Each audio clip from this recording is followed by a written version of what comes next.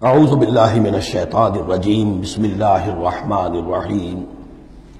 اب یہ سب کچھ اگر آپ نے سن لیا تو اب یہ آپ سے ایک اور سوال اللہ تعالیٰ کر رہے ہیں، الم یعن للذین آمنوا ان تخشع قلوبہم لذکر اللہ وما نزل من الحق۔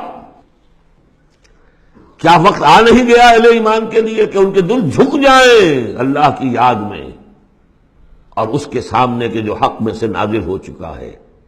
یاد ہے اس قرآن کے بارے میں سورہ بنی اسرائیل میں کیا پڑھا تھا؟ وَبِالْحَقِّ أَنزَلْنَاهُ وَبِالْحَقِّ نَزَلَ، ہم نے اس کو نازل کیا حق کے ساتھ اور یہ نازل ہوا ہے حق کے ساتھ۔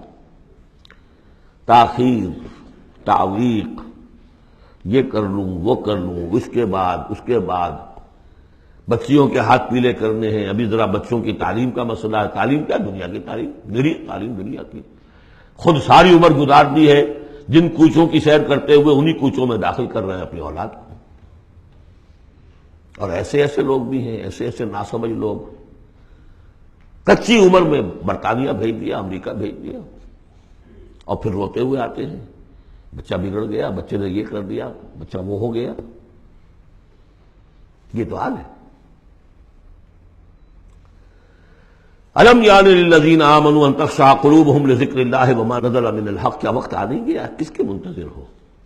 اہل ایمان کے دل جھک جائیں اللہ کی یاد میں اور اس قرآن کے سامنے۔ ولا یکونوا کالذین اوتوا الکتاب من قبل، نہ ہو جائیں ان لوگوں کے مانند جنہیں کتاب دی گئی تھی پہلے۔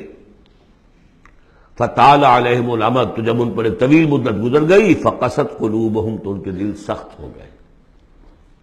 یاد ہے سورہ بقرہ کی آیت، ثم قست قلوبکم فہی کالحجارۃ او اشد قسوۃ، پتھروں کی طرح سخت، اس سے بھی زیادہ سخت۔ وکثیر منہم فاسقون، اور ان کی اکثریت فاسقوں پر، فاجروں پر مشتمل ہے۔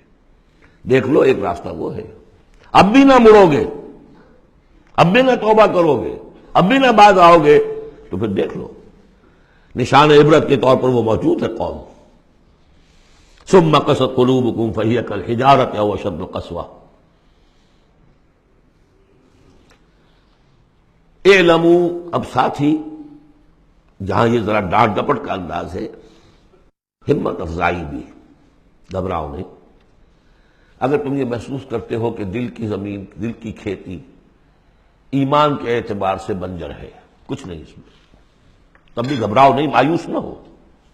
اعلموا ان اللہ یحیی الارض بعد موتہا، جان لو اللہ تعالیٰ زندہ کر دیتا ہے زمین کو اس کے مرنے کے بعد۔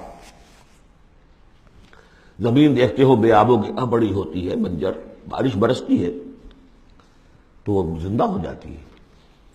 اللہ تمہارے دلوں کی کھیتی کو بھی اثر نو، ایمان کی فصل بخش سکتا ہے، مایوس نہ ہو۔ اعلموا ان اللہ یحیی الارض بعد موتہا قد بینا لکم الآیات لعلکم تعقلون، ہم نے تو تمہارے لیے اپنی آیات خوب واضح کر دی ہیں تاکہ تم عقل سے کام لو۔ یعنی ہمت نہ ہارو، کوشش کرو۔ کھیتیاں دوبارہ اس کے اندر فصل آ جایا کرتی ہے، بارش برستی ہے، ہاں، لیکن کھیتی کے اندر کچھ ہل چلانا پڑتا ہے، بیج ڈالنا پڑتا ہے، مشقت کرنی پڑتی ہے۔ تو یہاں بھی تمہیں ایک ہل چلانا ہوگا، وہ ہل چلانا کیا ہے؟ یہ مال کی محبت ہے کہ جو اس زمین کے اندر جس نے کہ بنجر بنا دیا ہے، اس کو ہل چلاؤ، مال کی محبت نکالو۔